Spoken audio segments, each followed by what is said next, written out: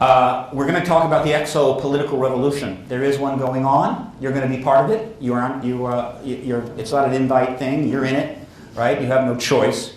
I hope you have a good time. I'm going to have a good time. But in order to start, before I get into the meat of the presentation, I'm going to give up a bit of an hors d'oeuvre, some hors d'oeuvres here, to try to give you a sense of some of the people that are involved. There are many more than I'll talk about here, but I just want to give you a sense of these individuals because in their own way, they are making history at an extraordinary level. They're all in different things, they're not in agreement on everything, and they take different roles and what have you, but they are part of this transition. Some of them may not think that it's an exopolitical revolution and they call it something else, you know, bad hair day, whatever. But the fact is that they need to be, I think, known. And so here's kind of a bit of a playbook. This gentleman, Stephen Greer, in the early 90s, in the late 1980s, he emerges with a group called CSETI, and from that point forward goes on to make some rather extraordinary contributions to this field. Easily the most complex person in the entire field, extremely intelligent, and of course is the head of the Disclosure Project. Then these two gentlemen, extremely important to what's going on. And of course I'm referring to Art Bell on the left and George Norrie on the right. They are, of course, the first host of Coast to Coast AM in the United States and, of course, the current host of Coast to Coast AM. It was Art Bell's willingness to bring the issue onto that show to an audience of 5 to 8 million that gave us the core people, the core group, to get the message to that would ensure that this thing could not be turned around. And to his great credit, George Norrie was totally with that and kept us coming on and has kept the issue going very strongly. And both were great supporters of this issue. This gentleman, another fine member of the Empire, we're talking about Grant Cameron, the Commonwealth of Canada, or whatever that is, and he lives in Winnipeg. He just retired as from the University of Winnipeg. So now he can devote his entire life to research. He's one of the most important researchers in the world. You'll know why a little later. This gentleman, Alfred Weber. Alfred Weber is a Juris Doctor from Yale. He is the gentleman that founded or came up with the term exopolitics when he published this book, Exopolitics, Politics, Government, and Law in the Universe in the year 2000. This gentleman, Michael Sala, he's an academic, Australia, University of Melbourne. He approached this issue from the academic point of view and tried to give it that flavor. He's created the Exopolitics Institute and a forum and a lot of other things. He's pretty much out there by himself. Not too many academics have jumped forward to join Michael Sala. In fact, the academic community throughout the world has failed this issue for 62 years at a level which is almost astounding.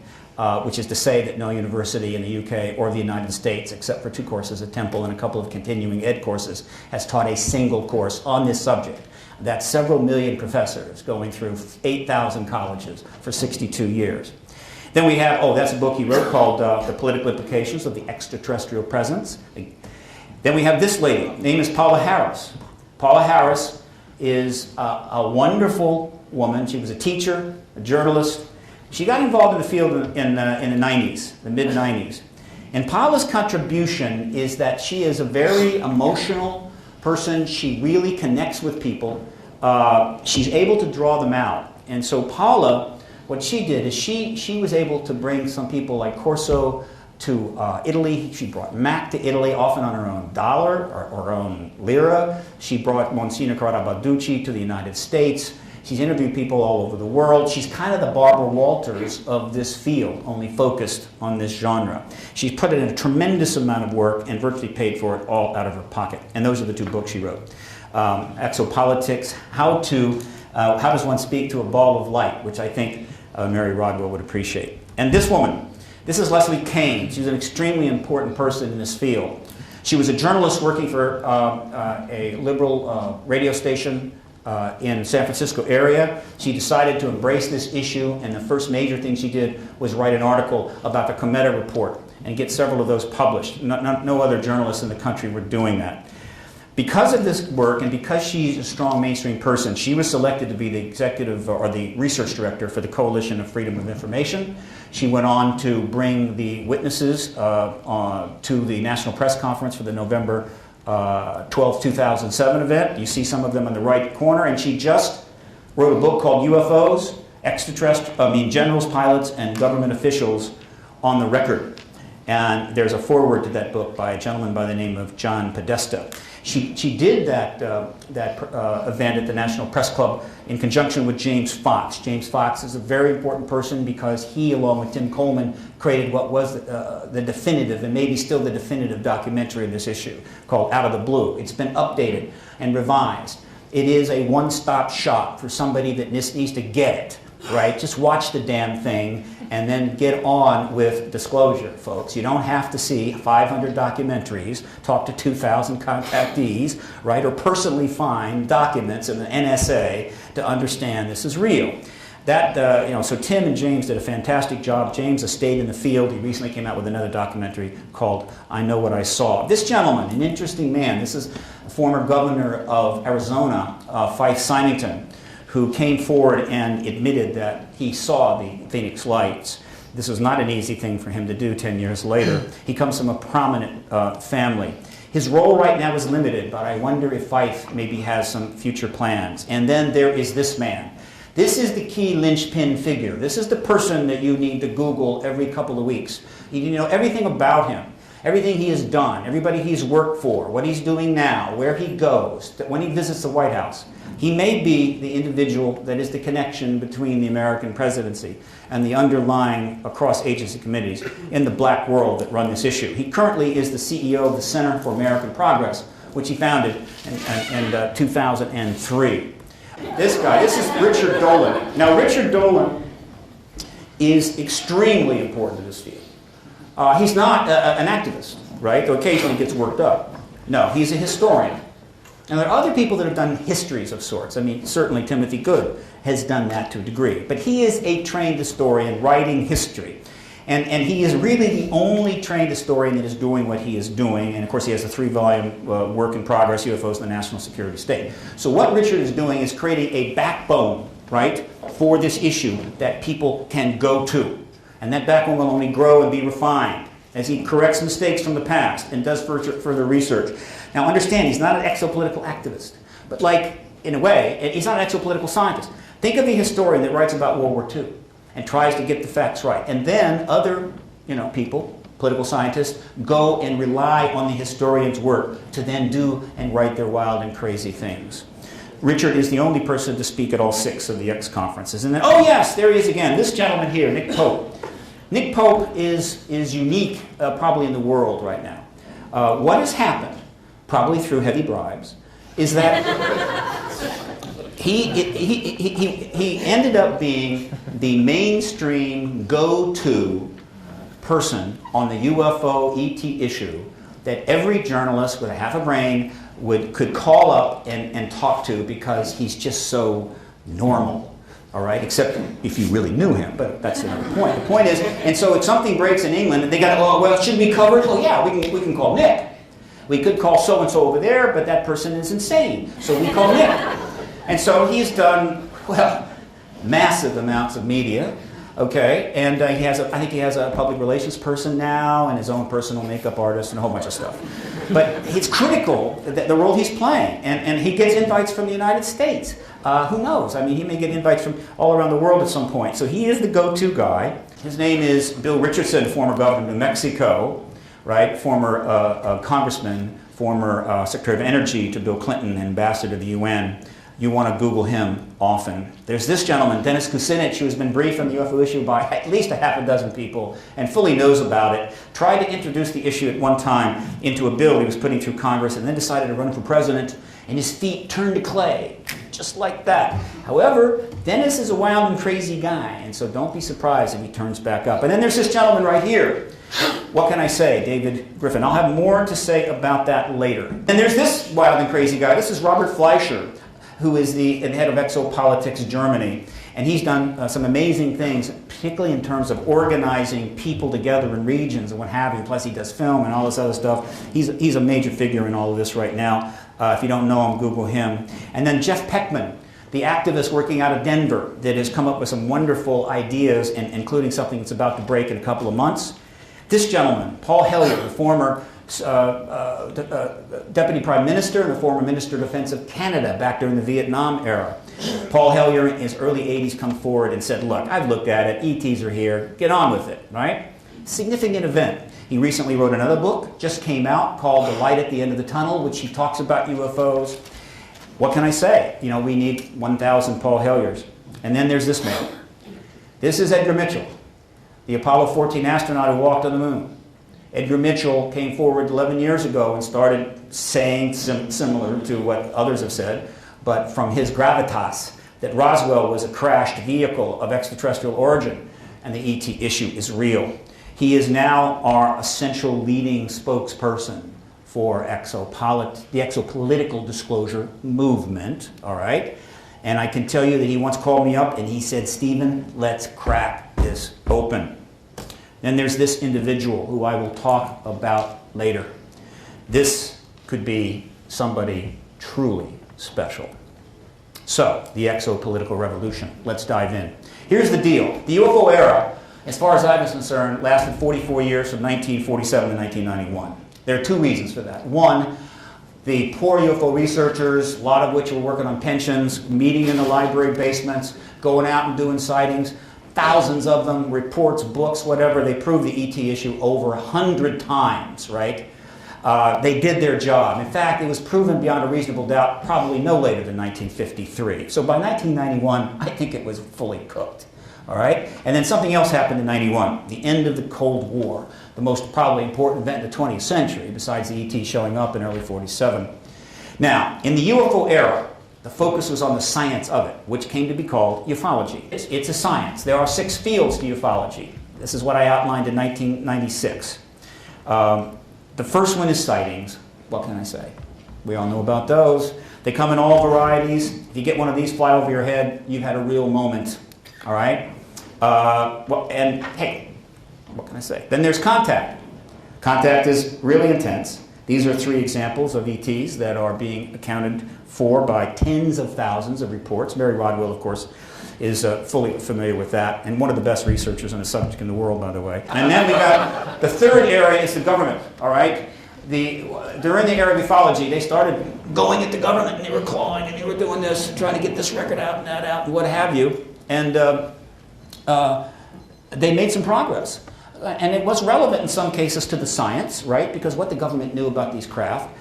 But when you talk about the government, for me, you're talking about the secret empire. What they were clawing at was the secret empire, right? Which I will talk about later.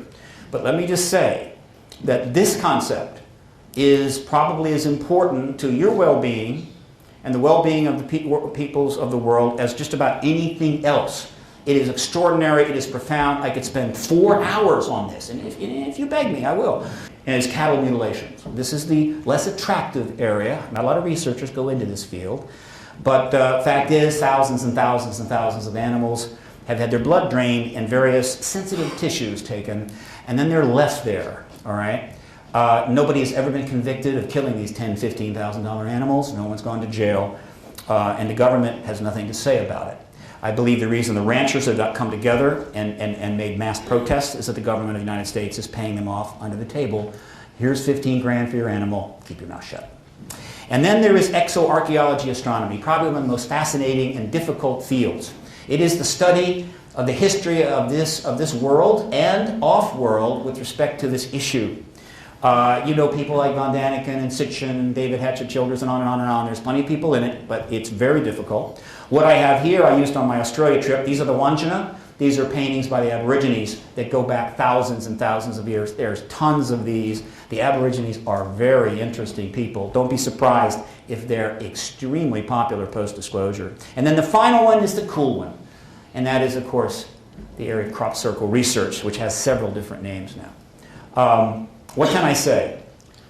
We should be so happy that this is happening, all right?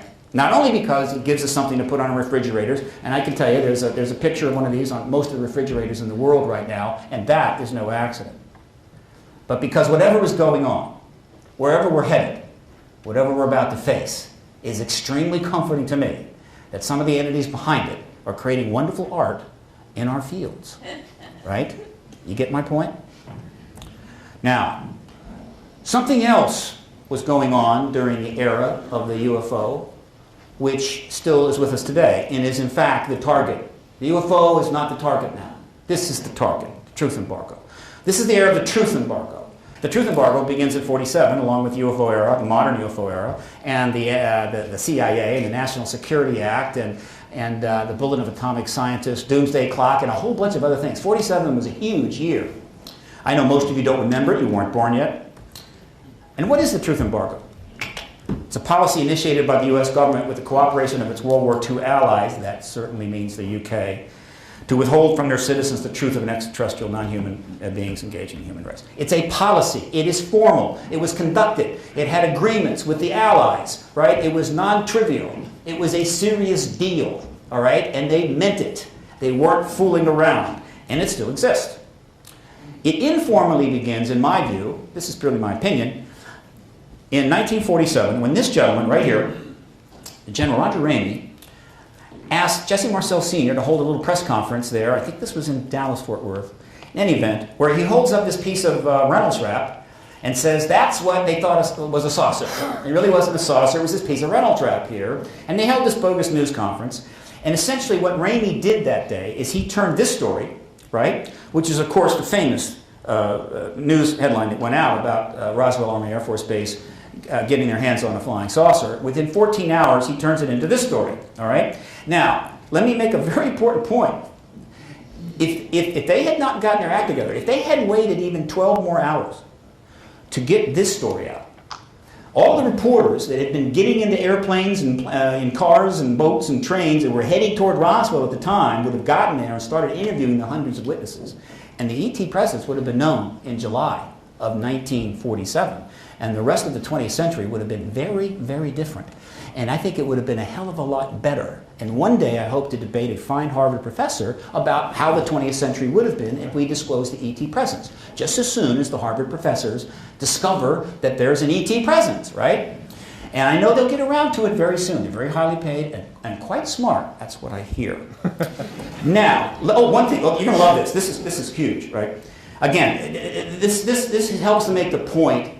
People say, Steve, the truth embargo will go on forever. There's no way it can ever stop. How can we beat it? I'm saying, please give me a break here. Here's Roger Ramey. He walks into that room in 1940. He's so confident, right? We're going to give a little story here. We'll get things under control. With that saucer in the basement somewhere, start working on those ETs, start interrogating them, do a couple of autopsies. Everything is good. And so he walks into the room with this memo in his hand. He's not worried. He doesn't realize that his grandchildren will have software more powerful than almost anything he can imagine, a computer capable of running a space program, and they can take that memo, take the original photograph, blow it up, and digitally analyze it down to the pixel and read it.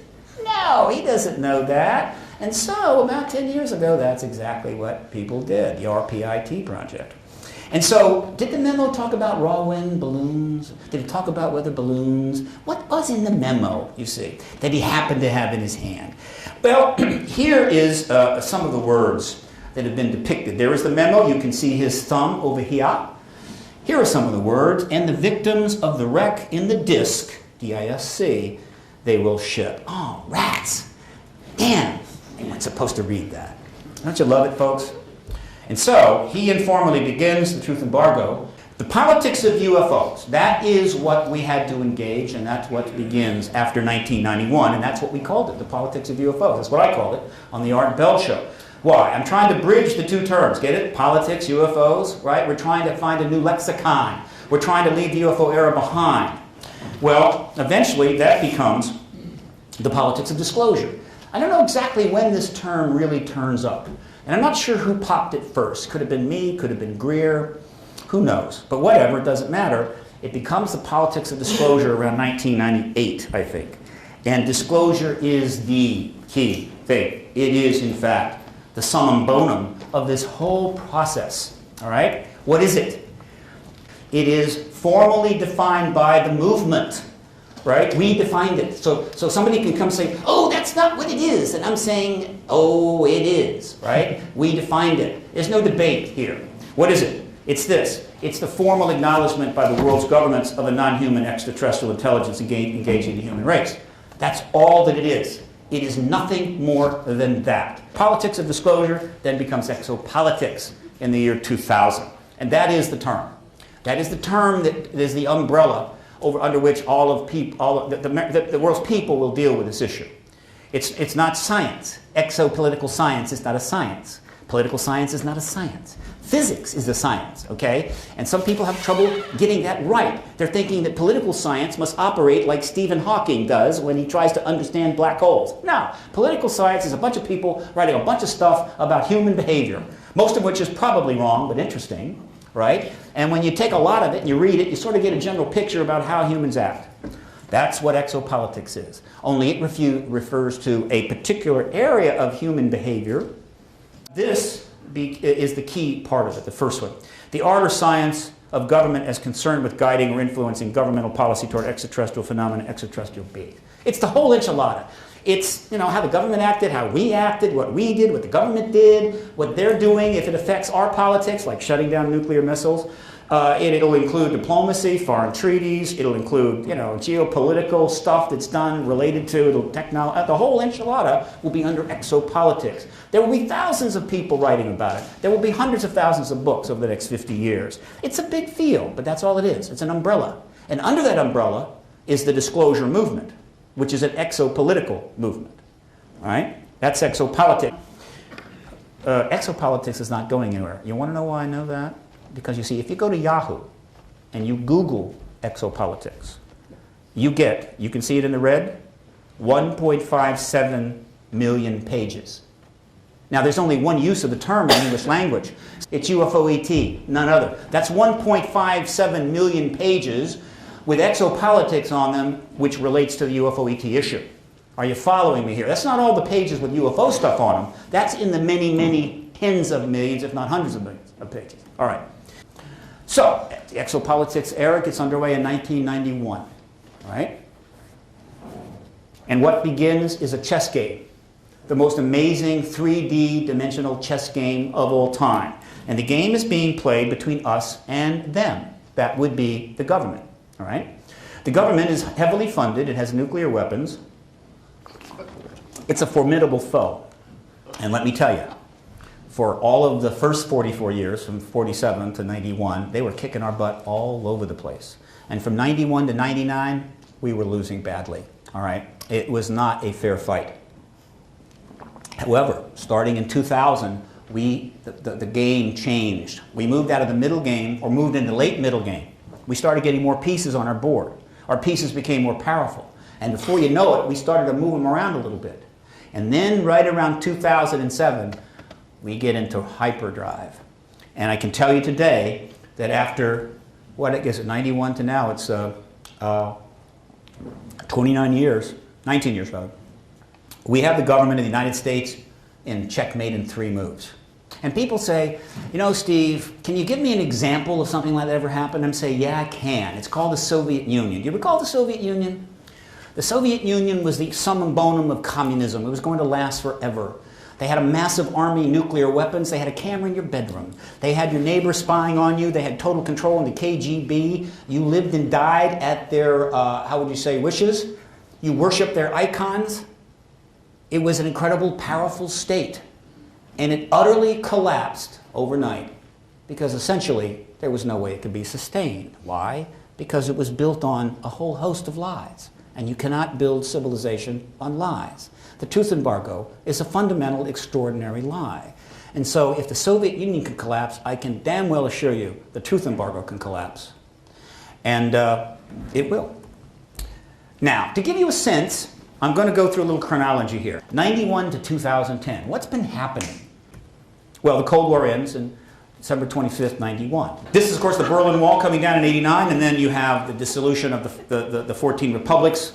An amazing event, folks. Let me tell you, you are so lucky. We're supposed to be cosmic ash right now. We're supposed to be nuclearized. We're supposed to be completely radioactive. We built, at the peak, between those two nations, around 1980, 75,000 active nuclear weapons. And we didn't use them, okay? That's a miracle, right? We don't want to ever try to do that again because we may not get lucky the next time. In March of 1993, Lawrence Rockefeller approaches the Clinton administration to end the UFO truth embargo. Most of the documentation of that is by Grant Cameron. His website is presidentialufo.com. It is the most important website in my opinion, exopolitically in the world. It is more of a history and a narrative. He is not an activist, but it accounts for the presidential interactions with the UFO issue, pay most attention to the Clinton administration. This Rockefeller Initiative is, in fact, the thread that will unravel the entire blanket. You know what I'm talking about? All right, the principals of the Rockefeller Initiative were Lawrence Rockefeller, billionaire son of John D., his attorney Henry Diamond, and C.B. Scott Jones, former Army intelligence officer, his right-hand man, journalist Richard Farley, John Gibbons, and this man, John Podesta. Other principals, you may recall these two people, they're still around. They're not going anywhere.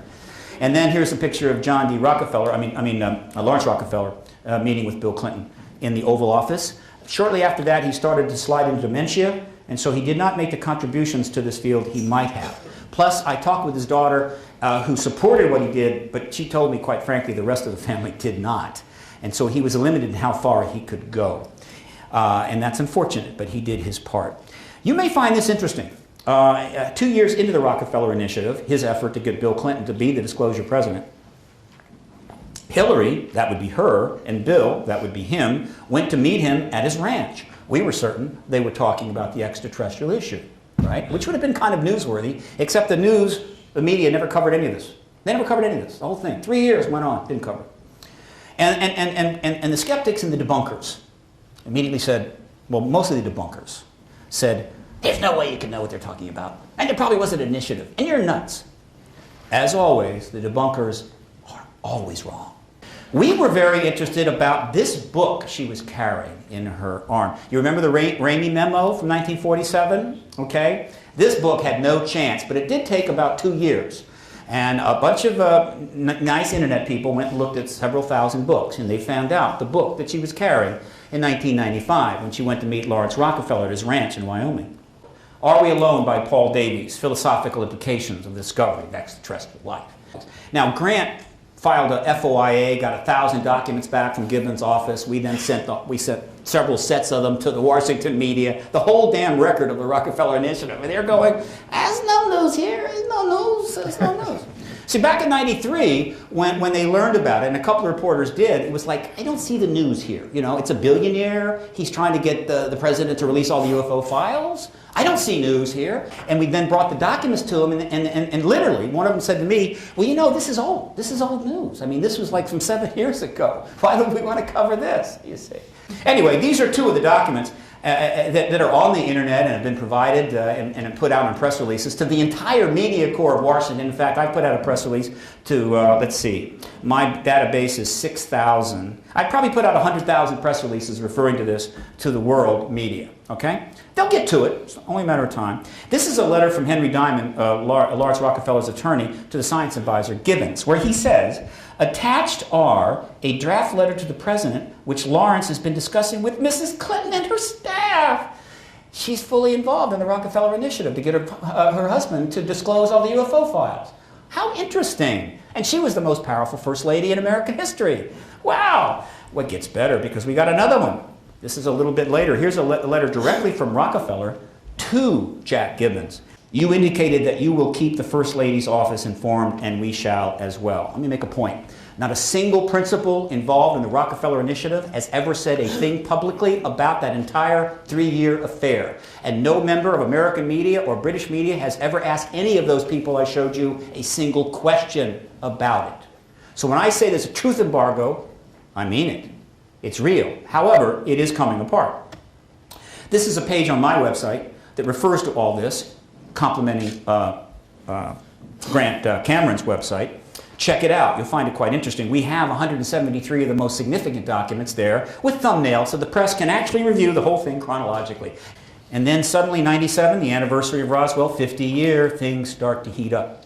First, former Army intelligence officer, Lieutenant Colonel Philip Corso, publishes this book, written by Bill Burns. It's a bad book. It's got a lot of problems, but the fundamental story is true. I've seen many hours of interviews with him. We have those. We have the original draft of this book, an earlier draft. Basically, the fundamental story is he was involved with the Roswell records. He confirmed the Roswell crash was an extraterrestrial, and he had some other interesting encounters. Art Bell makes an important move in '97. He starts allowing the people like myself and Greer and others to come on the show and talk to his 8 million people about this issue. and the government was not happy about that. They were afraid that Art Bell's bringing this issue out, plus Bill Clinton being a very angry, lame-duck president, could result in Bill taking a rather dramatic move. And so they went after people and did some bad things. But in 1999, it stopped. And it hasn't started again. And I don't believe it will. There's Art Bell. He's the legend. Best talk show host of all time. What can I say? And you may notice a ham operator. The Phoenix Lights occurs March 16, 1997. Major event, biggest sighting in American history, when a massive triangle flew over the entire state of Phoenix, seen by hundreds and hundreds of people. One person got a little bit of film, all right? It generated a huge news cycle. Then CSETI briefing, June 6, 97, Shoreham Hotel, Washington. This is Greer's first major move, I think, publicly in the political arena. He holds a briefing at the hotel 2 nights, tries to get some members of Congress and staff there, a few come, and the press on the second night. I was there. Probably the most important thing that happened that night, though, was Edgar Mitchell. That was when he really came out finally and started talking about his belief the ET issue was real. And then exopolitics, that term is coined in the year 2000 by Alfred Weber. We talked about that. That Jimmy Carter had made 2 efforts to launch ET studies after he became president. He had had a UFO sighting when he was a governor, and so he actually mentioned UFOs. He was the first person in a November federal election in the United States on ballot to mention UFOs. People sent thousands of letters to him. And as a result, he actually tried to respond, and he initiated an ET study in the White House. And then Alfred Weber showed up at his door with another request to do a study, because he was working for the Stanford Research Institute. And he got the green light. Both Alfred Weber and Danny Sheehan, who was involved in the Carter study, emerged at about that time.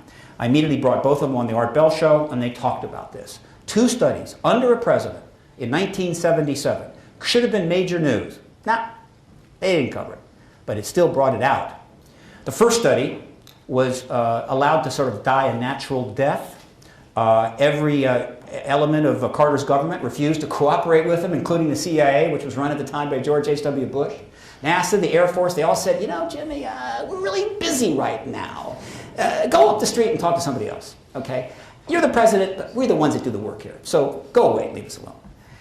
And then he stopped cold and has never talked about it since. He will talk about his UFO sighting, but he doesn't like to. The rumor is that he was given the high-level mega threat, the one that really gets your attention. I'm sure that must have disillusioned President Carter very much. Part of what Carter did and is known is confirmed by my friend Shirley MacLaine. And then as far as the Stanford research study, Weber gets back to SRI, and within, I think, 24 hours, a guy from MOD shows up.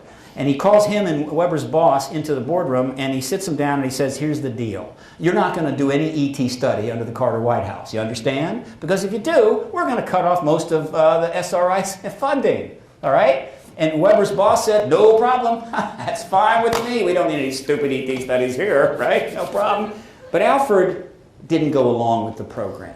And so Alfred was let go from SRI, and then people started showing up in his life, wearing dark suits and black ties and following him around, until finally Alfred Weber had a nervous breakdown and fled to Canada. The Disclosure Project, May 9th, 01, Stephen Greer emerges again, big time. This is one of the most significant events in the history of this issue. It is held at the National Press Club, where dozens of events related to the UFO issue have been held. They have been great supporters. Maybe it's just business for them, but I tell you, I love that press club. There were 200 people there that day, 100 reporters, 17 camera crews, including many national entities. He had 120 hours of taped interviews condensed to 4 hours, 75 witnesses. That was handed to the press. 20 witnesses showed up. You see them there, all right? And they gave 5 minutes of their fundamental testimony and confirmed they would say the same under oath before Congress. And it lasted quite a while. Afterwards, ABC News, Nightline contacted us and said, we want to talk to some of the witnesses, and all looked great. But unfortunately, it didn't happen, and we'll know why in a minute. John Podesta emerges October 22, 02, and the next year, October 23. John Podesta went on to be the chief of staff to Bill Clinton. Clinton leaves office. Podesta goes off for a couple of years and suddenly turns up at the National Press Club, where he calls for the release of all UFO files. Now, like many moments in history, I was there. I didn't realize that it was. You know, you usually find out later. All right, but it was. And it was no accident. I can assure you, he just didn't get up and go, oh, I just think I'll go down to the press club today and just call for the UFO files to be released because I'm just feeling kind of funky, you know? That kind of thing? I don't think so.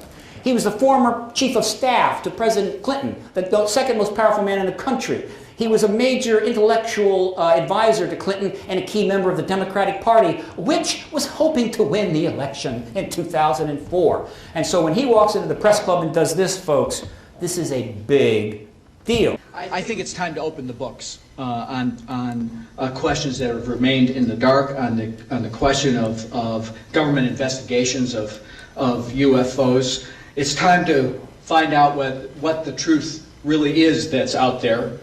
We ought to do it really because it's right. We ought to do it because the American people, quite frankly, can handle the truth. And we ought to do it because it's the law. He said because it's the law. That is Podesta saying to the United States people and to the military intelligence community that we will disclose because it is the law. And it wasn't news, but it is news now, all right, because it is the law and they will disclose, all right? It's that simple.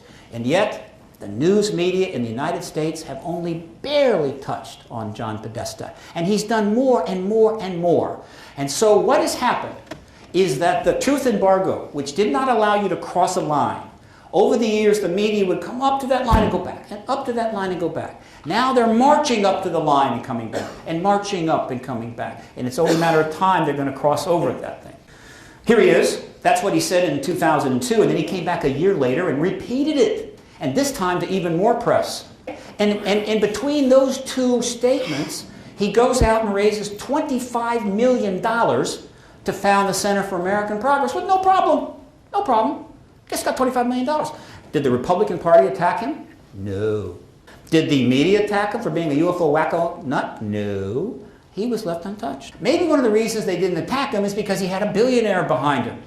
The number one funder of the Center for American Progress is this man, George Soros. Worth $7 billion then, probably worth $15 now. His number one issue in his life? Open, transparent government. Have you heard that phrase lately at all, by any chance? Okay.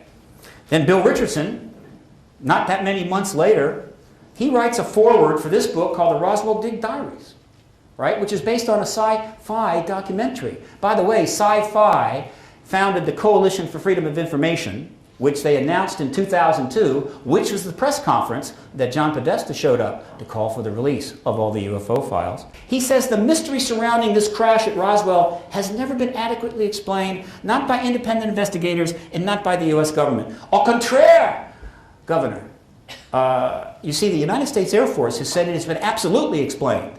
All right? It made it quite clear in a book called Case Closed and several press conferences they gave. It is a mogul balloon that crashed on Brazel's ranch, and then the bodies that were seen were in fact crash test dummies that were dropped from airplanes 5 years later in 1952 that went back in time.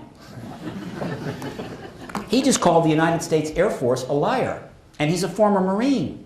Should have been big news. Nah, not news. The new Apollo project is announced at the National Press Club.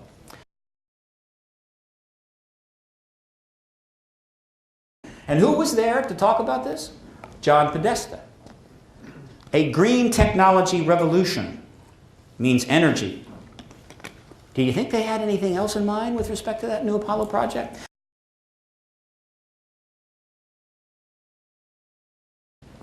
All right, the O'Hare sighting. A saucer turns up over the O'Hare Airport, the busiest one in the United States. It's parked over the runway, folks. It's being seen by the baggage handlers and the air pilots, you know, and the attendants and everything. And they're watching this going, that shouldn't be there. And then it shoots straight up through the clouds and leaves a hole. And so naturally they called up the Air Force and they said, what was that? And the Air Force said, what was what? And then they got some more calls, and then the press started getting into it, and the Air Force came back and said it was an unusual weather phenomenon. The kind with anti-gravitic propulsion. Anyway, the O'Hara sighting created months of press. And then in March is when Governor Fife Symington, in an interview with James Fox, remember him, confesses that, you know, I made fun of the Phoenix Lights, but I was called out that night. I saw the triangle fly over my head. And it wasn't from this world, folks.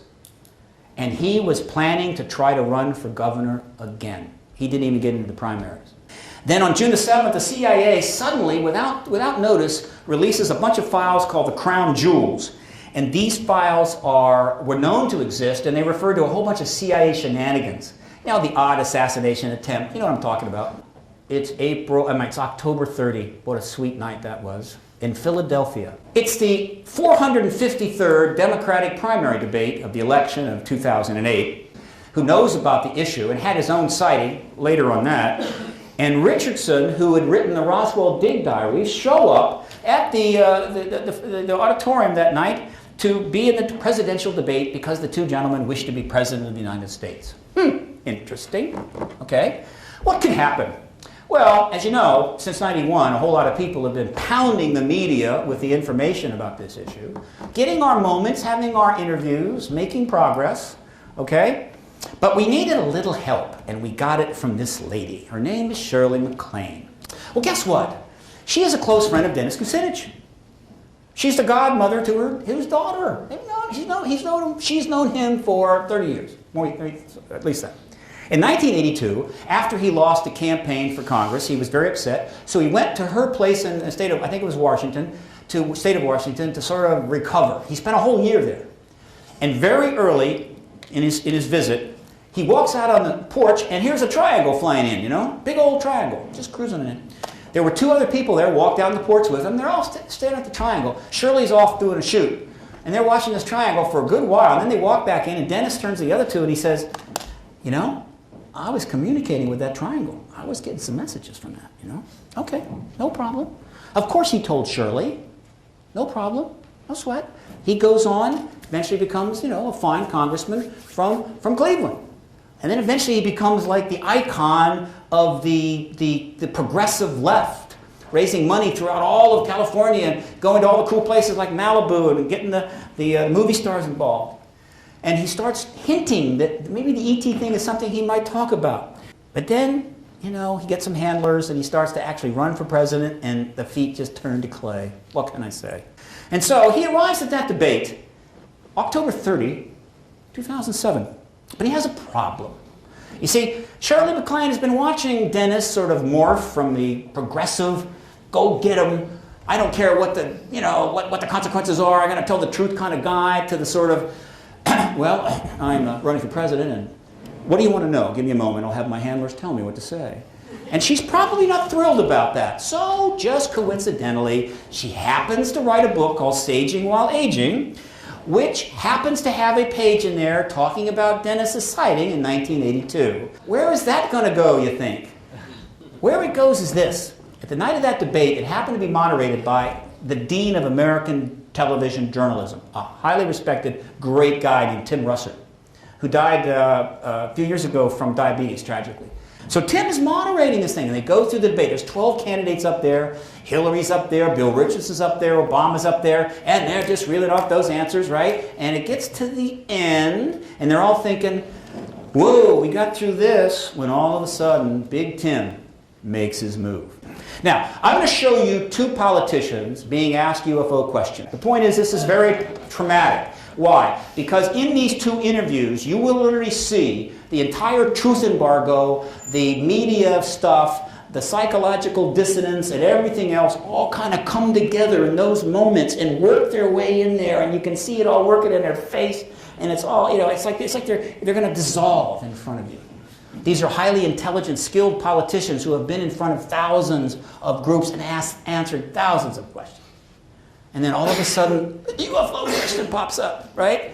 And all of that skill just starts to evaporate. Is this really what we want our politicians to be like? Let's start with, we'll start with Kucinich.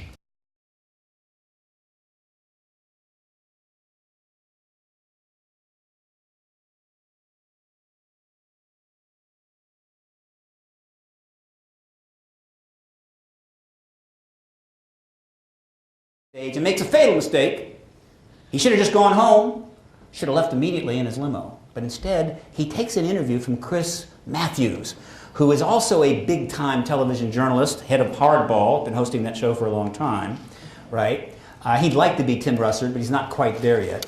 Now, you'll really see this guy come apart. This is tough. He loses his balance. He's, you know, you could feel the wheels turning up there going at 5,000 miles an hour. My vice presidency slot is going up in smoke, you know. And then Chris hears something from him and literally is stunned. All of this you will see right now. Hang on. Well, being from New Mexico, Governor, and being the governor of that state, do you believe in UFOs?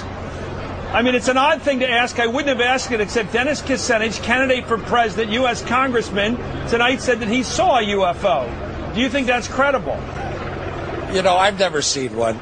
You know, Roswell, New Mexico is the hotbed of UFOs, and I promote Roswell as a tourism issue. But federal government has not come clean on all that issue, and it should. But no, I've never seen one. I doubt of their existence, but I admit, you know, I'm the governor of the state. I push the tourism promotion side, like Billy the Kid, too. You know, I'm also trying to bring tourism to my state. Did you say the United States government is covering up a history of a UFO sighting in your state? Well, they don't produce documents, Chris. They should just get it all out. January 8th, 08. As I say, things are cooking. What happened that night? Stephenville, Texas. One night, they're sitting there polishing, and suddenly a couple of pretty good-sized lights come streaking across the sky, followed by two F-16s and afterburners.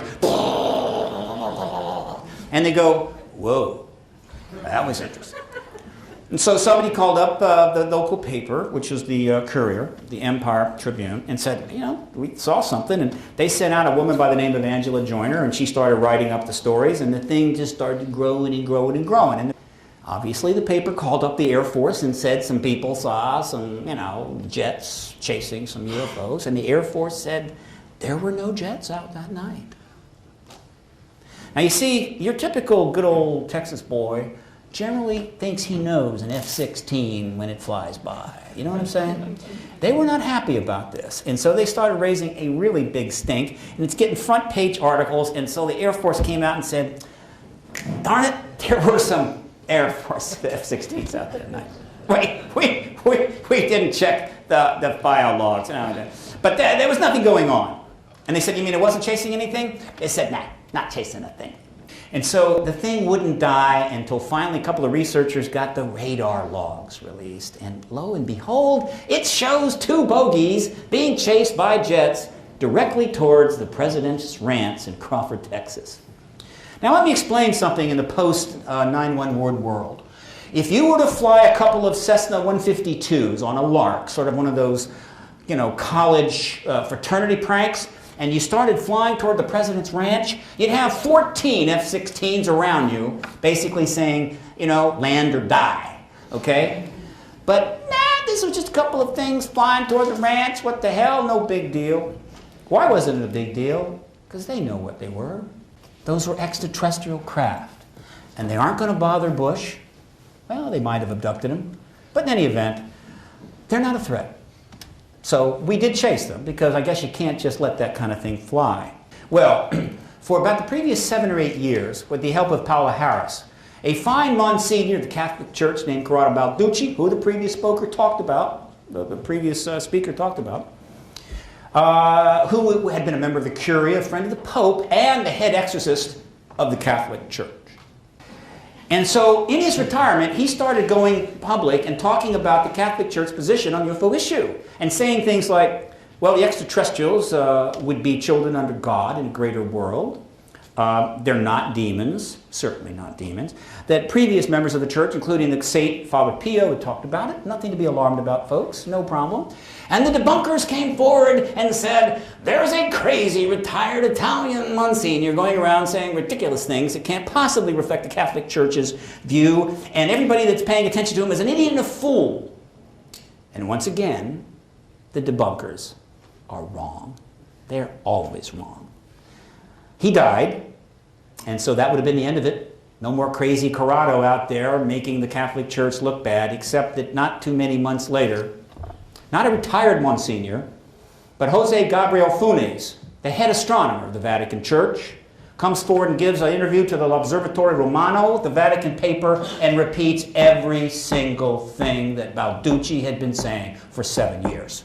The Catholic Church has no problem with extraterrestrials, and he repeats it about 5 months later. The Catholic Church boarded the disclosure train that month. Then, July 2008, Larry King, the esteemed talk show guy, 40-year guy, who had been doing shows about the ET issue, starts doing lots of them and bringing them 4 or 5 witnesses at a time, including Leslie Kean and James Fox and Edgar Mitchell and Robert Salas. And he did something else. Sometimes he wouldn't have a debunker there, but sometimes he would. And instead of kissing the debunker's ass, what he would do is ask him a question and just watch as the debunker just hung himself right there on the show and not do a thing to cut the rope. It was so fun to watch.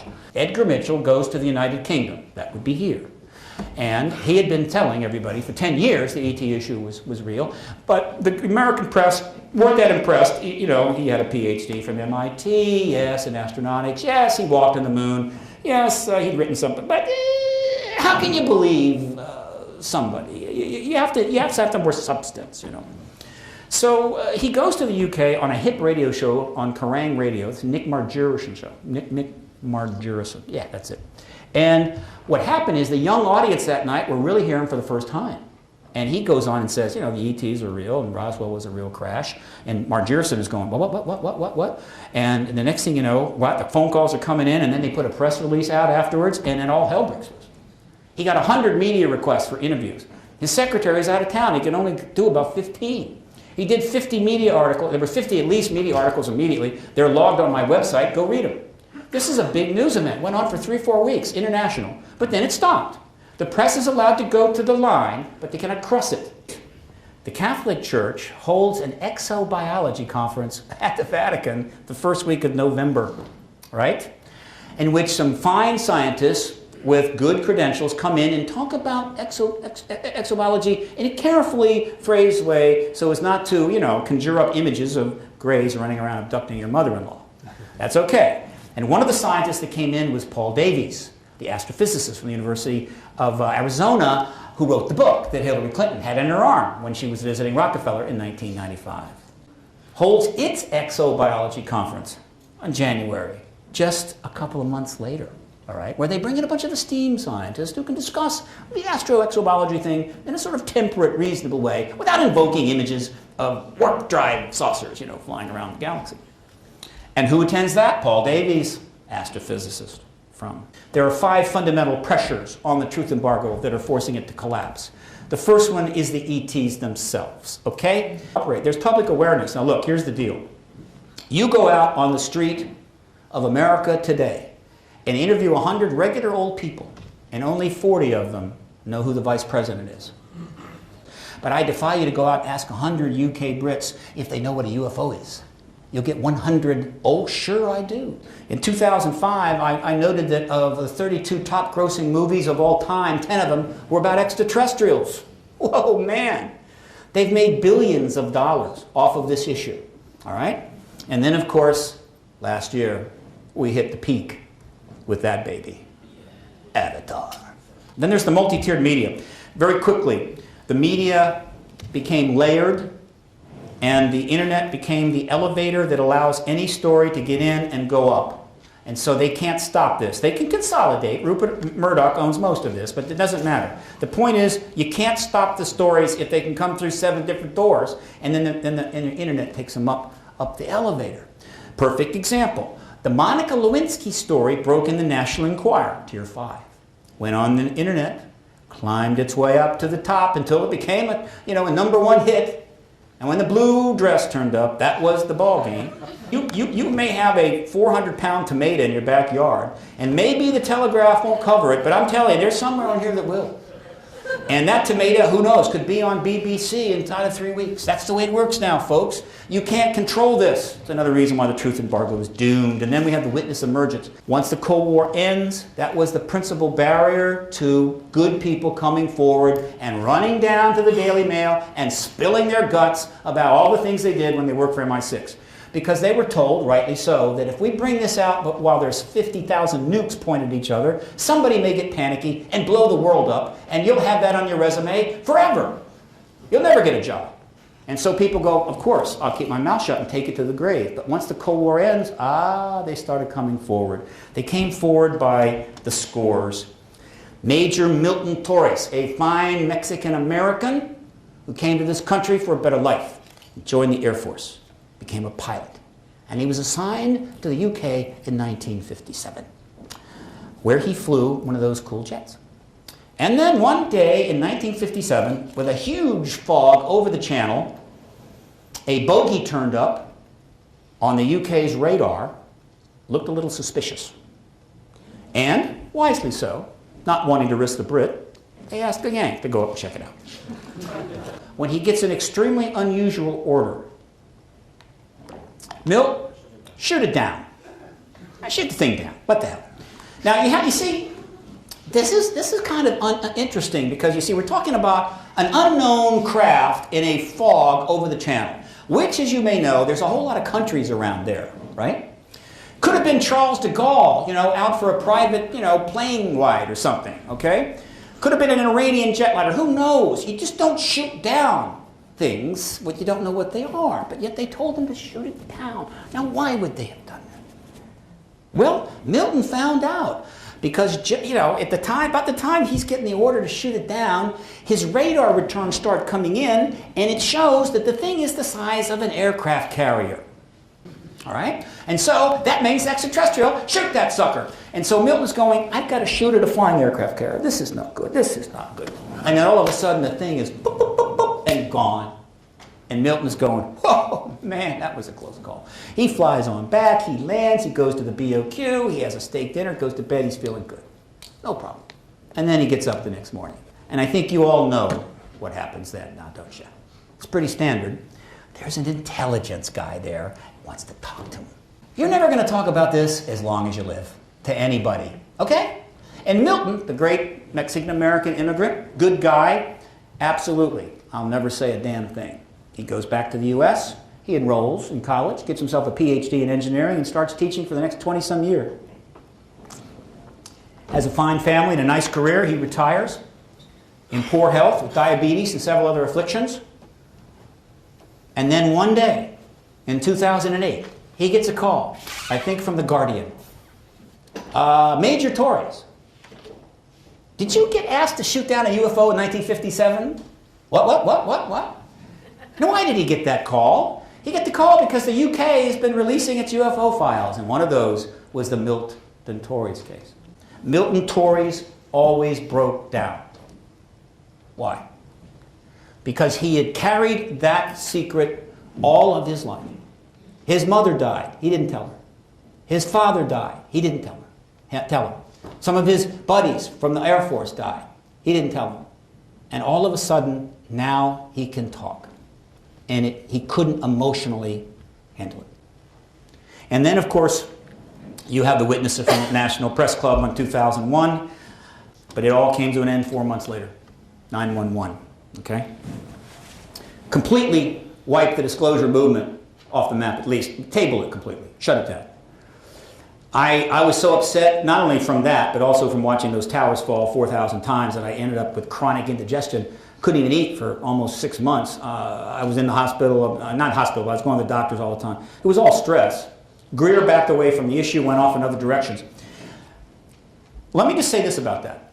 I am not an expert on this. I've read, I've watched the documentaries. But I'm not someone can make a definitive statement about it. I'm not going to. It's not my issue. There are plenty of people that are looking at this intensely. But I want to make one very significant point, and that's this.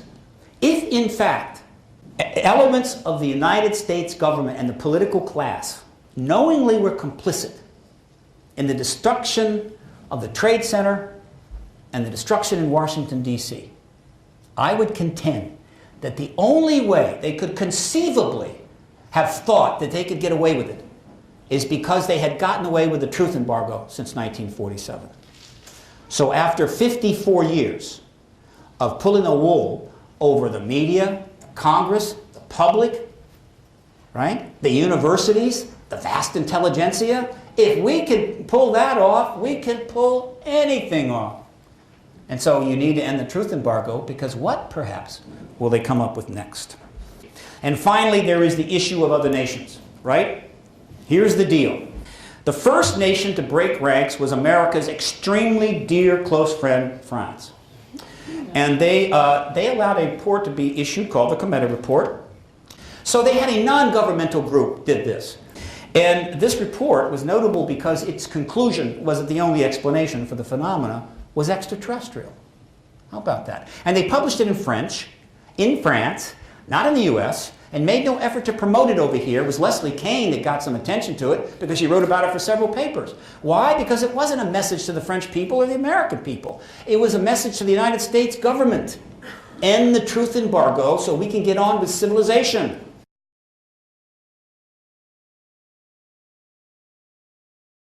Mexico, 2004, big press conference, Mexico City. They're releasing files to Jaime Maussan and indicating they want to cooperate with UFO researchers. Canada, 2005, Paul Hellyer stands in front of the cameras at the symposium at the University of Toronto and says, I talked with an Air Force general. Roswell was an ET craft, and ETs are real. As real as the planes that fly above us. And then, a year later, Canada starts releasing its UFO files, right, to the internet. Brazil starts major cooperation with a team of researchers in 2005, led by A.J. Gavard, going on to this day. They got witnesses coming out of the jungle down there. Then they start releasing their UFO files 2006, and then France drops the second shoe, 2007, with a mass release of UFO files, which crashes their internet site virtually within about 20 minutes. And then the United Kingdom, shortly after that, starts its move, 2007. What's different about the United Kingdom? They decided to do a planned chronological time release. Every 6 months or so, more files. Denmark releases its files in 2009. Uruguay steps in, 2009. Sweden releases the largest cache of UFO files to date, 60,000 reports, or pages of reports.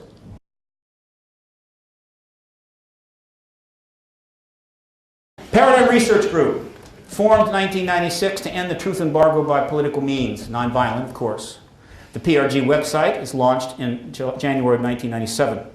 The Paradigm Clock is published in 1998. It was an attempt to draw attention to the issue of disclosure, right? Using the model of that's disclosure, using the model of the Doomsday Clock, which was created in 1947 by the Bulletin of Atomic Scientists, who were feeling a little guilty about the fact that they built the bombs that could destroy civilization. And they said if it strikes midnight, that's what you get, okay? So pay attention. And they would change the clock from time to time to get the press, to pay attention. Wonderful idea. So I created the Paradigm Clock to do the same thing. I would like to point out that one way to think about the disclosure movement is to try to make sure that this clock strikes first so that it's less likely that this clock ever strikes. One of the reasons it's so difficult to raise money for this advocacy, and let me tell you, it's unbelievably difficult, is because unlike Save the Whales, we need to save the whales. Oh, I love whales. Can you give us some money? Absolutely. I love whales. How much do you want? No problem. But when you have to go to people and explain the concept of why disclosure needs to happen, and they don't even know what disclosure is, so that you can make it less likely that that other clock strike, that is tough. And so consequently, you cannot get the money. And there's a truth embargo. Then I formed a political action committee in 1999. I ran for Congress in 2002. And then launched the X Conference in 2004. I want to talk a little bit about the X Conference. It's one of the most important aspects of PRG's work. It's held in Washington, D.C. in order to bring the researchers, the activists, right there under the noses of the political press and the political leaders, so that you can actually invite them to come. If you're holding it in Saskatchewan, they're not going to come. But if you hold it nearby, it makes it harder for them to say no. They say no anyway, but it makes them feel more guilty. And so what's happened there? Six conferences. 86 speakers, 130 presentations. I'm sure that some of you know many of these people, including 16 PhDs, 3 medical doctors, 2 Juris Doctors, 1 astronaut, and a perfectly nice Monsignor in the Catholic Church. The last one was held, the first 5 were held outside Washington. The last one was held in Washington at the National Press Club, 2 blocks from the White House. All right? Now, the X Conference was followed by the Exopolitics World Network. the disclosure movement is a grassroots movement in cyberspace. Probably, well, it is a grassroots movement in cyberspace. What can I say? And the Exopolitics World Network is designed to take advantage of that. Why? What we did, first come, first serve. You come to me and say, I want that country. You got it. What does that mean? People come and say, look, you want to have the portal site for Zimbabwe? You got it. You want the portal site for Australia? You got it. And so we have people that came forward and said, I'll set up the portal site for Exopolitics World Network in my country. Fine. And no money changes hands. It's all volunteer. All we ask is that you name the site and create an URL for the site along a protocol. So, the 22 sites that are currently in the Exopolitics World Network are Exopolitics United Kingdom, Exopolitics Germany, Exopolitics France, Exopolitics Hong Kong. See what I'm saying? Protocol. And the addresses, exopoliticsunitedstates.us, exopoliticsgermany.de. You got it? And so what happens now when you Google exopolitics or Yahoo search? The countries are coming up, ba-bing, ba-bam, ba-boom, ba-bam, right? And what you have is a network in cyberspace. And it is amazing how successful this has been. City tour of Europe last year, while I went to Australia just recently, and I'm on a mini tour right now, thanks to being able to come over due to this conference. One of the people that came forward was David Griffin, and all I can say is that he's one of the most important people now in exopolitics worldwide. He is clearly one of the leaders. He has created conferences, he has engaged the news media, he's got one of the best websites. He's doing it all. I mean, who knew that someone would just show up and say, okay, I'll do it, and be David Griffin. And somebody else is Robert Fleischer, I mentioned. He has Exopolitics Germany. One of the things he's doing is creating subgroups throughout Germany, right? All on his own. He's got a great group. They have a wonderful time. All right, then I created the Exopolitics United States Network in 2008, and then the Million Facts on Washington, which is ongoing. This is very important. For almost 2 years, we have been pouring faxes, letters, and emails onto the president-elect, onto the president, and most recently to the White House press corps. We are pounding them to engage this issue. If you go to faxonwashington.org, you get all you need to know about how to send a letter, fax, and email to the White House press corps, and a couple of key questions to ask them. Send all three, letter, fax, email. They can't keep track. All right? Don't make them long. Send the same thing. The ones that come from out of the country have even more impact. This will continue until disclosure takes place. The motto for this comes from a plaque of the National Press Club, and it is, our republic and its press will rise or fall together. This is one of the most important sentences you'll ever hear in terms of the future of democracy in the West, or anywhere else for that matter. Our republic and its press will rise or fall together. That's why they created the First Amendment in the United States. That's why they wanted universal education. If the public can think and read and the press is independent, then we can keep governments in check. Otherwise, they will destroy you. Governments are amoral, like corporations. This is why the U.S. should never have given corporations personhood status. Governments are not people. They are entities, and they are amoral, and they will kill millions of people at their discretion if you do not keep them in check. And your number one tool is the press. How will disclosure happen? All right? This is my scenario. And the reason I'm going to tell you is because when it does happen, you're going to compare notes and you're going to send me emails telling me what a genius I am. All right? And I'm going to collect all of those and put them in a scrapbook. All right? And I'm going to hold that scrapbook for most of the rest of my life. Here is how it's going to happen. It will be a single nation. Right? It will not be the UN, because the UN has been destroyed in a way and has to be completely rebuilt. Now that we really need it, we can't have it. It certainly could be the President of the United States, and probably will be the President of the United States, but there are other nations, Brazil, France, Russia, and Britain. All right? All right? But there is one other that is poised. People's Republic of China is the disclosure nation. It's going to have profound implications for the world. Now, I don't care who does it ultimately, but one has to at least consider, should the United States lead on this and end this, and then also start acting appropriately? It will happen on a Friday evening. It will happen around 7 o'clock, after the news cycle, right? When people are home and having dinner. The President of the United States, assuming that's the nation, will have his people approach the media and say, I need a couple of minutes on Friday night. A couple of minutes, 2-3 minutes. And so comes Friday night, and it's time for the president to speak, and about maybe 10 minutes before that, some of the presidential people will go to the major networks and say, guess what? We're going to have 2 more hours after this 3 minutes. And it's not a request. It's a demand. And you will do it. You are about to receive some extraordinary information this evening. And you need to know 2 things about that. 1, as your president, I fully authorize that this information be released to you. And 2, there is no reason for you to be alarmed at this time.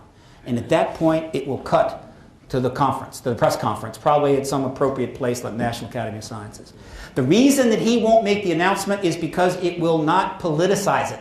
It goes to that conference, and where you'll have a moderator and a podium, and you'll have a table with some very distinguished people from all walks of life, religion and science and this and that. And it's the moderator that steps to the microphone and announces to the American people in the world that there is an extraterrestrial presence. And that person will be selected because they are well-liked, nonpartisan, very smart, and appropriate. All right? My leading candidate, as I've said many times, and you've heard many times, is Michio Kaku. You know what I'm saying? Makes sense. Everybody loves Michio. He's brilliant. He's an astrophysicist. He's non-political. And he will step forward to the mic and say, this evening we are here to inform you that there's an extraterrestrial presence engaging you. There has been for a very long time. We could not tell you for national security reasons, but now we can. And with that, they will go to the panel, who probably have maybe all of 6 hours notice, and were flown in and said, you know, you're going to give us 3 minutes of your thoughts on this. And they will each speak to the issue from their position, and after that they will take questions, not too long. And then they will adjourn for the evening, and the American people in the world will have the weekend to contemplate all that. And it may be the markets will be closed on Monday, maybe not, and we will be officially in the post-disclosure world. That's how I think it will happen. And the last thing you need to know is that ultimately this all leads one place. We are headed for the stars, but when we go there, we don't take our bombs and missiles with us. We don't take our bad manners with us, because it turns out that the galaxy is already pretty well inhabited. And we're supposed to get there unless we really screw up. And believe me, there's a lot of ways we can screw up. There's at least 6 things in the world right now that could blow up in our face tomorrow. I'm not going to pound you with that, but it's true. And so it comes down to this, and this is the fundamental message of the exopolitical disclosure movement. Disclosure is inevitable, and it's soon. The question for all of us is, will it be soon enough? I'm done. Thanks.